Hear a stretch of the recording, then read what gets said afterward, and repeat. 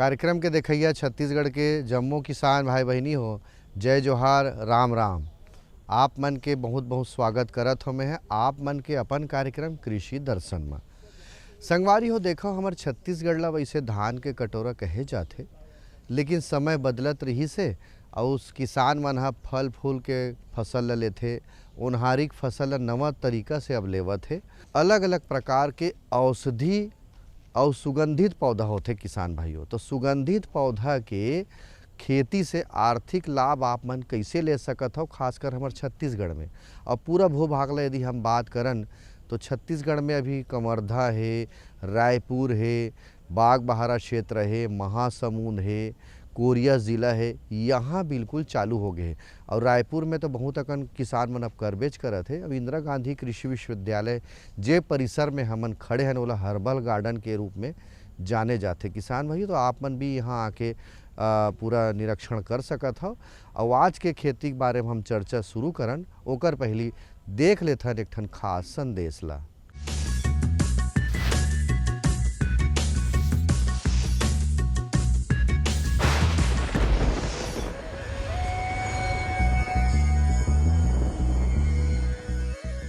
छत्तीसगढ़ में बकरी पालन का बहुत स्कोप है।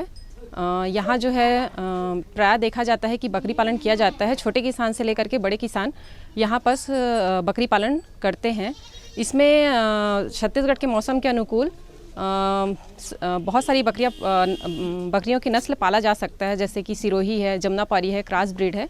इन लोगों के क्रॉस ब्रीड यहाँ पाले जा सकते हैं। 100 बकरी के हिसाब से अपन देखा जाए तो 15 बाई 20 का एक मोटा मोटी हिसाब से एक बरामदा ले सकते हैं, भवन, जिसमें 300 स्क्वायर फीट का रहेगा, जिसमें आप 100 बकरियों के लिए आराम से पाला जा सकता है, जिसमें 30 बकरियों के ऊपर एक बकरा रख सकते हैं।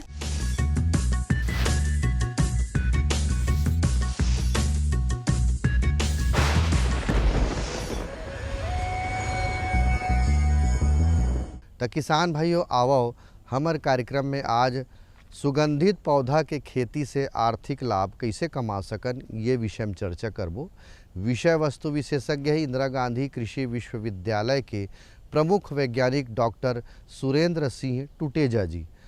टुटेजा जी से सवाल है कि छत्तीसगढ़ के जलवायु के हिसाब से सुगंधित पौधा मन के खेती कतेक संभावना है, और सुगंधित पौधा के मतलब का है, ओकर उपयोगिता का है, काबर किसान मन एकर खेती करे। आवो जानकारी लेथन का कहा थे देखन। नमस्कार किसान भाइयों, आज हम बात करेंगे सुगंधित फसलों की खेती के बारे में। तो सबसे पहले किसान भाइयों को ये जानकारी होनी चाहिए कि सुगंधित फसलें क्या होती हैं, इसका क्या फ़ायदा है, इसकी खेती क्या सामान्य रूप से हर किसान कर सकता है। तो मैं इसके बारे में आपको विस्तृत रूप से बताऊं कि सुगंधित फसलों में जो प्रमुख रूप से फसलें आती हैं उसमें लेमन ग्रास, जिसको हम नींबू घास बोलते हैं, सिट्रोनेला, रोज़ा, मेंथा, जिसको हम जापानी पुदीना कहते हैं, इसकी खेती जो है वो छत्तीसगढ़ में की जा सकती है। छत्तीसगढ़ के लिए हम ध्यान दें तो यहाँ की जलवायु के लिए ये बहुत ही उपयुक्त है। इसके कुछ मैं फ़ायदे बताऊं कि इसको हम किसी भी प्रकार की ज़मीन जिसमें जल निकास की सुविधा अच्छी उपलब्ध है वहाँ पर इसको लगा सकते हैं। खासकर किसान भाई जिन भूमि में बहुत ज़्यादा फ़ायदे देने वाली क्रॉप नहीं लगा पाते, या जहाँ पर खेती हम कहें कि मिट्टी के कम उपजाऊ के कारण नहीं हो पाती, वहाँ के लिए बहुत ही उपयुक्त फसल है। दूसरा प्रमुख फ़ायदा कि इसको कोई भी जानवर के द्वारा नुकसान नहीं पहुँचाया जाता है, इसको कोई भी जानवर नहीं खाते हैं।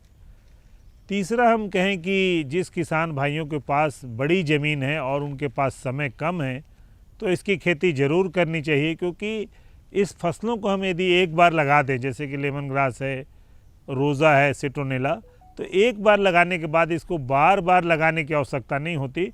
हम लगातार 4 से 5 वर्षों तक इसका उत्पादन ले सकते हैं। तो प्रमुख फ़ायदे में किसी भी प्रकार की ज़मीन में लगा सकते हैं। दूसरा जो है, इसको जानवर नहीं खाते, इसकी बाज़ार मांग अच्छी होने के चलते हम इससे अच्छा लाभ ले सकते हैं। तो जहाँ पे हमारी ज़मीन ख़राब है, दूसरी फसल नहीं ले सकते हैं, वहाँ पर किसान भाइयों को इसकी खेती करनी चाहिए। अब कुछ ज़रूरी चीज़ बताऊं कि इसकी खेती करने के लिए हमको आवश्यकता किस प्रकार की होती है। तो किसान भाई सबसे पहले उस ज़मीन का चयन करेंगे जिसमें पानी का जमाव न होता हो, अर्थात जल निकास की अच्छी व्यवस्था हो। दूसरा कि इसकी चूँकि तेल का ज़्यादा महत्व है, इसका तेल ही विक्रय होता है, तो वहाँ पे इसको तेल निकालने के लिए आसवन यंत्र की आवश्यकता होती है। तो हम कह सकते हैं इसकी खेती जो किसान भाई सामान्य रूप से कभी आधा एकड़ में, कभी पौन एकड़ में, 1 एकड़ में करते हैं, उन किसान भाइयों को यदि एक क्लस्टर बना के यानी समुदाय बनाकर खेती करें तो इसके लिए ज़रूरी है कि हमको कम से कम 15 से 20 एकड़ में इसकी शुरुआत करनी चाहिए, जिसमें कि हम आसवन यंत्र लगा सकें, उस आसवन यंत्र को चलाने से हम तेल प्राप्त कर सकें। तो सबसे महत्वपूर्ण चीज़ किसान भाई पहले ये देख लेंगे कि वो आसवन यंत्र ले सकते हैं या उनके आसपास जहाँ उनकी ज़मीन है, जहाँ खेती करना चाहते हैं, वहाँ आसवन यंत्र जरूर होना चाहिए। तो इन सब बातों को ध्यान में रखकर सुगंधित फसलों की खेती किसान भाई प्रारंभ कर सकते हैं। भारतवर्ष में औषधीय एवं सुगंधित पौधों का इतिहास काफी पुराना रहा है। चिकित्सा एवं सुगंध हेतु इन पौधों का उपयोग होता रहा है। इनके व्यापक एवं व्यावसायिक कृषिकरण की तरफ जनसामान्य में जितनी रुचि वर्तमान में जागृत हुई है, उतनी संभवतः पहले कभी नहीं हुई थी। वर्तमान में जहां कृषक परंपरागत फसलों को छोड़कर औषधीय एवं सुगंधित पौधों की खेती की ओर आकर्षित होने लगे हैं, वहीं उच्च शिक्षा प्राप्त ऐसे युवक भी जो अभी तक खेती किसानी के कार्य को केवल कम पढ़े लिखे लोगों का व्यवसाय मानते थे, औषधीय एवं सुगंधित पौधों की खेती अपनाकर गौरवान्वित महसूस करने लगे हैं। सुगंधित फसलों की खेती का सबसे बड़ा फायदा है कि इसको कोई बहुत उपजाऊ जमीन की आवश्यकता नहीं होती। यदि हम कहें कि भाटा भूमि या मटासी भूमि या दूसरी कई भी भूमि जिसमें कि जल निकास का उचित प्रबंध हो और जहां पर हम सिंचाई की सुविधा दे सकते हैं, तब इसकी खेती किसान भाई आसानी से किसी भी प्रकार की ज़मीन में कर सकते हैं। लेकिन यदि बहुत ज़्यादा मुर्रम ज़मीन होगी कि यदि ऊपरी सतह में ही मुर्रम मिलती है, वहाँ पर इसकी खेती फ़ायदेमंद नहीं होती। लेकिन कम उपजाऊ भूमि जहाँ पर किसान भाइयों के पास पर्याप्त सिंचाई की सुविधा उपलब्ध हो, चूँकि ये साल भर इसकी कटाई होती है हर 3-3 महीने में, तो ज़रूरी है कि सिंचाई की सुविधा उपलब्ध होनी चाहिए।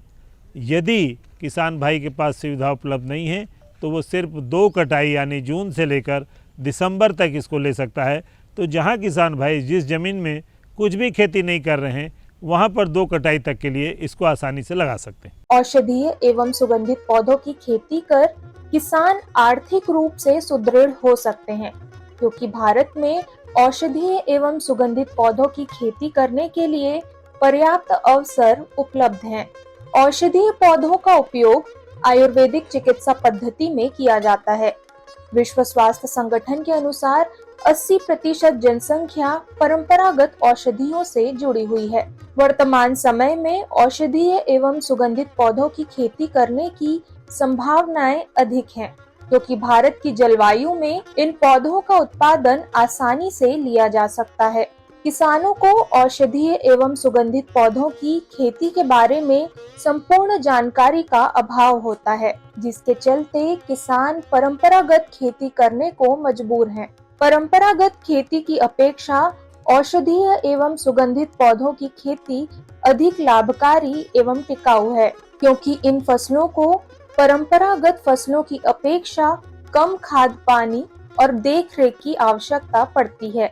किसान भाइयों, चूँकि हम इसको एक बार लगाते हैं और लगातार उसको हम 4-5 वर्षों तक कटाई कर सकते हैं, इसलिए ज़रूरी है कि जब हम पहली बार उसको लगा रहे हैं तो ज़मीन की अच्छी तरीक़ा से तैयारी करें। इसलिए किसान भाइयों को चाहिए कि मोल्ड बोल्ड प्लाउ, जिसको हम मिट्टी पलटने वाला हल बोलते हैं, उसको चला लें, जिससे कि मिट्टी जो नीचे की मिट्टी है वो अपने ऊपर आ जाए और मिट्टी पूरी तरह से मिक्स हो जाए। जब हम इसको कल्टीवेटर दूसरा बार मोल्ड बोल्ड चलाने के बाद कल्टीवेटर या डिस्क हैरो से इसको जो ढेले निकलते हैं बड़े बड़े उसको तोड़ लेवें। अंत में पाटा चलाकर खेत को समतल कर लेवें। जब हम पाटा चलाएंगे तो उस समय विशेष ध्यान रखें कि जहाँ पर पानी के भराव की वो रहती है कि संभावना, वहाँ पर उस जगह में जल निकास की उचित व्यवस्था करेंगे, क्योंकि ये घास फूल का पौधा है। यदि इसमें पानी का जमाव होता है तो फसल की बढ़वार में जो वृद्धि है उसमें इसकी वृद्धि थोड़ी रुकती है तो वहाँ पर ज़रूरी है कि इसकी जल निकास की उचित व्यवस्था करें। जहाँ तक किसान भाई जो हमारी भाटा मटासी ज़मीन है जो कि धान की खेती के लिए उपयुक्त नहीं है, छत्तीसगढ़ के कई किसान भाई जो खेती जहाँ पे धान की नहीं हो सकती वहाँ भी धान की खेती लगा सकते हैं। वहाँ पर हम कहें कि धान का एक बहुत अच्छा सब्स्टिट्यूट इस लेमन ग्रास की खेती हो सकती है। तो जिन किसान भाइयों के पास काफ़ी बड़ी ज़मीन है वो भी इसको कर सकते हैं और छोटे किसान इसका क्लस्टर बनाकर इसको कर सकते हैं। ज़मीन की तैयारी करते समय इस बात का विशेष ध्यान रखेंगे कि जल निकास की हम उचित प्रबंध जरूर कर लेंगे, जिससे कोई बरसात होती है या हम कहें कि जैसे छत्तीसगढ़ का मौसम जून से लेकर यहाँ पे सितंबर अक्टूबर तक पानी होती है, तो जैसे ही पानी गिरे उसकी जल निकास की उचित प्रबंध हम कर लें पहले से।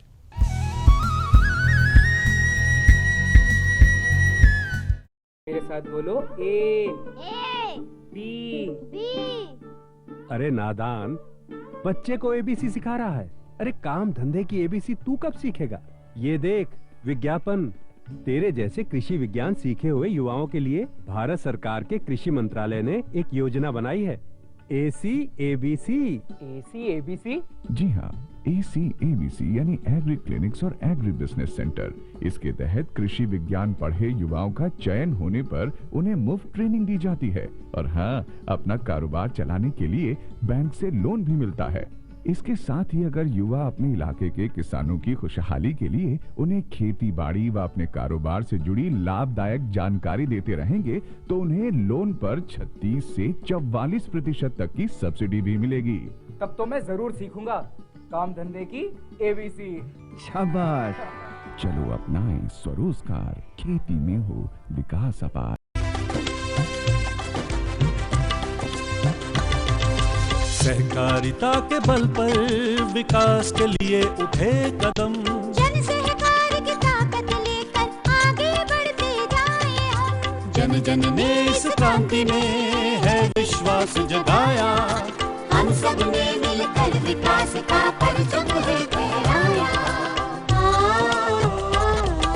सहकारिता है अपने विकास की पहचान, नए दौर में सहकारिता ही भारत का अभिमान। कृषि मंत्रालय भारत सरकार द्वारा जनहित में जारी। गांव-गांव और शहर शहर में बात चली, राष्ट्रीय बागवानी मिशन की लहर चली। आसान हुआ अब फल फूल मसाले उगाना, नर्सरी लगाना और जैविक खेती अपनाना। अब हुआ तकनीकी प्रशिक्षण पाना आसान, विपणन के लिए भी है सहायता के प्रावधान। अधिक जानकारी के लिए जिला बागवानी अधिकारी या राज्य बागवानी निदेशक से संपर्क करें। राष्ट्रीय बागवानी मिशन, जीवन संवारे, खुशियां फैलाए।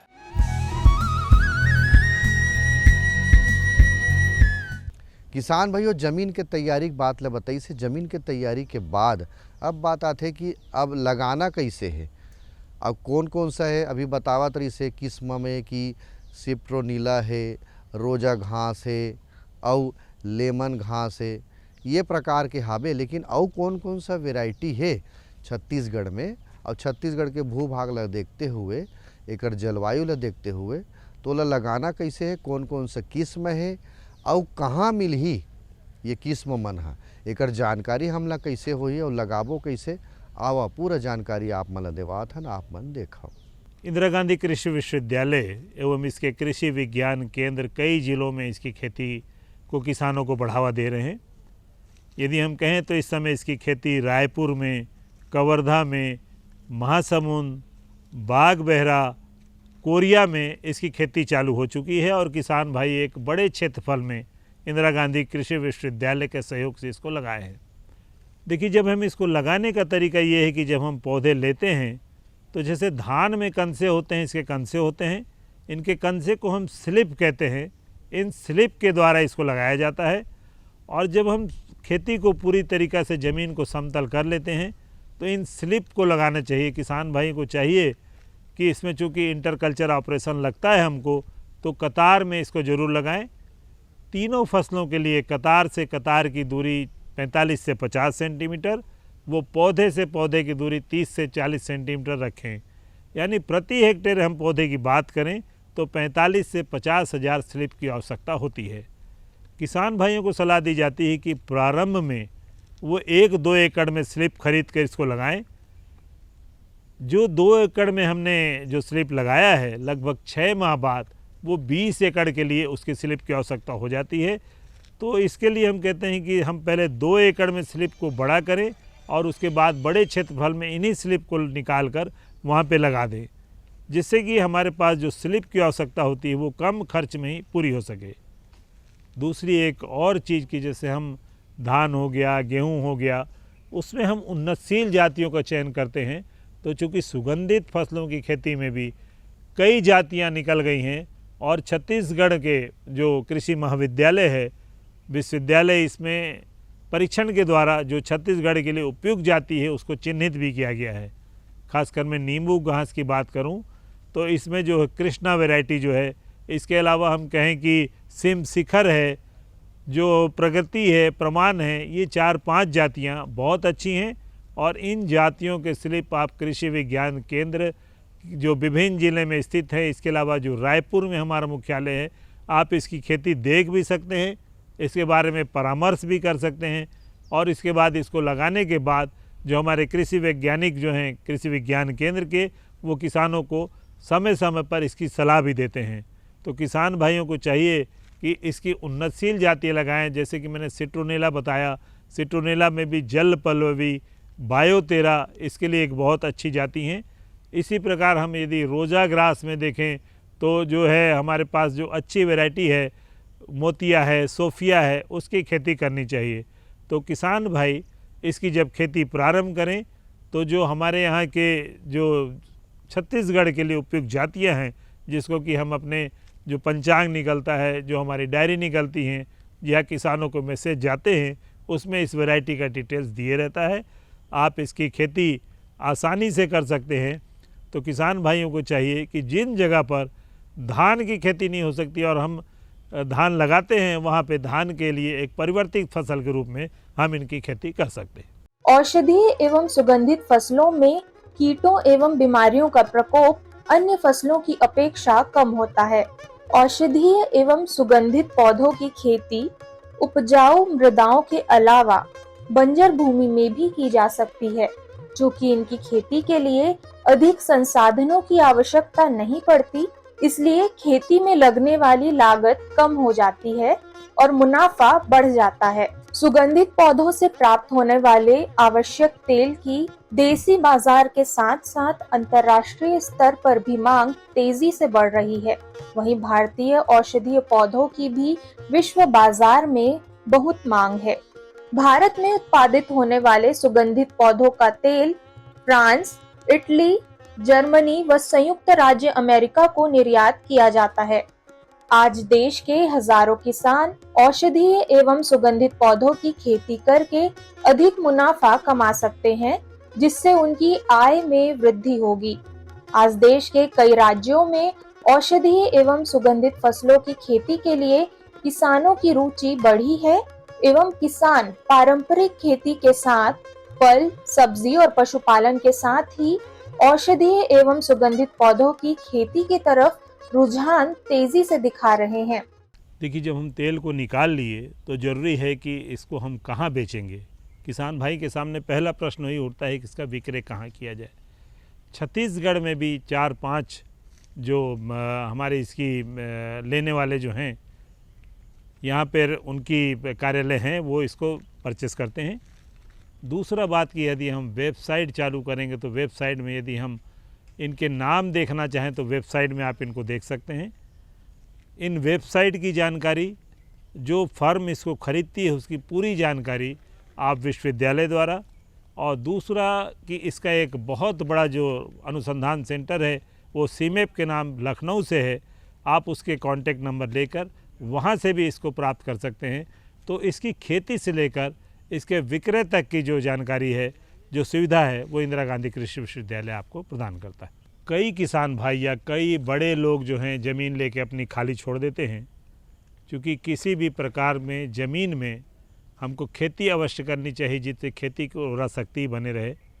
तो जो किसान भाइयों के पास बड़ी ज़मीन है उसमें आसवन यंत्र लगाकर इसी खेती कर सकते हैं। छोटे किसान जो क्लस्टर बनाकर इसी खेती कर सकते हैं। तो सबसे पहले उस ज़मीन का चयन कर लें कि जहाँ पर हम जो हमारी परंपरागत फसलें हैं उससे बहुत ज़्यादा लाभ नहीं हो पा रहा है और वो खाली छोड़ दी जाती हैं, तो उन ज़मीन में इसकी खेती ज़रूर करें। दूसरा कि यदि हम फलों के उद्यान जो नए लगे हुए हैं कि हम कहें कि अभी प्रारंभ किए हैं, तो वहाँ पर 2-3 साल तक भी इसकी खेती हम कर सकते हैं।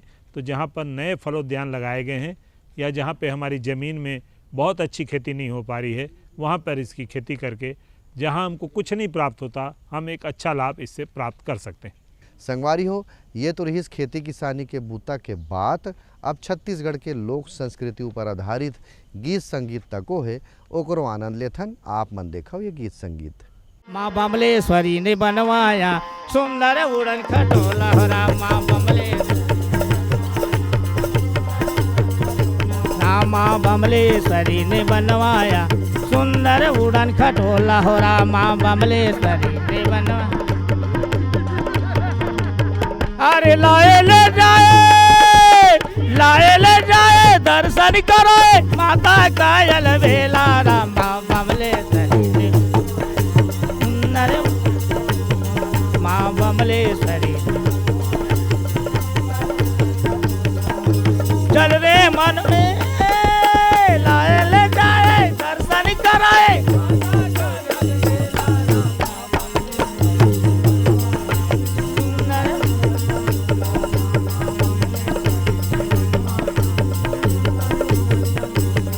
माँ बमलेश्वरी ने बनवाया सुंदर अनोखा झूला हो राम। ए माता का वरदान है भक्तों जय हो। अरे माता का वरदान है भक्तों बनाया अनोखा झूला रे।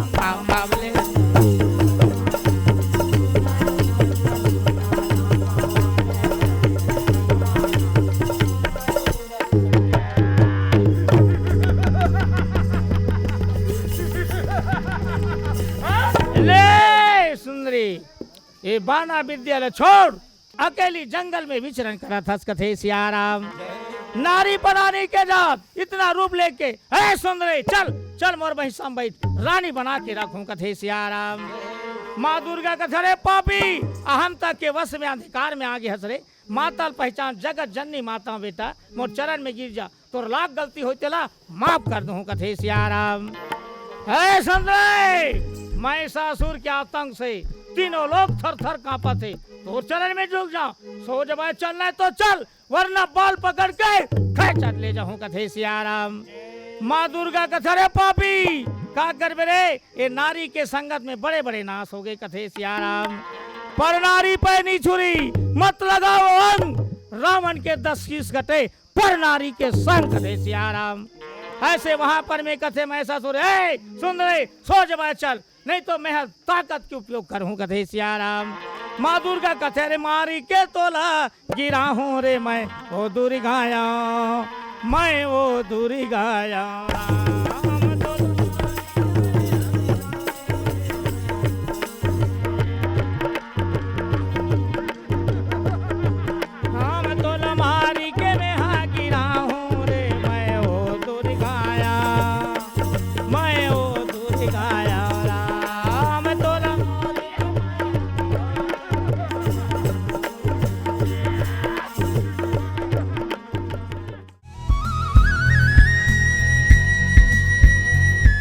तो किसान भाइयों आज के जानकारी आप मन ला अच्छा लागी सो ही एक नवा तरीका से खेती कर सकत हो, नवा विधि से खेती कर सकत हो और नवा फसल हरे है।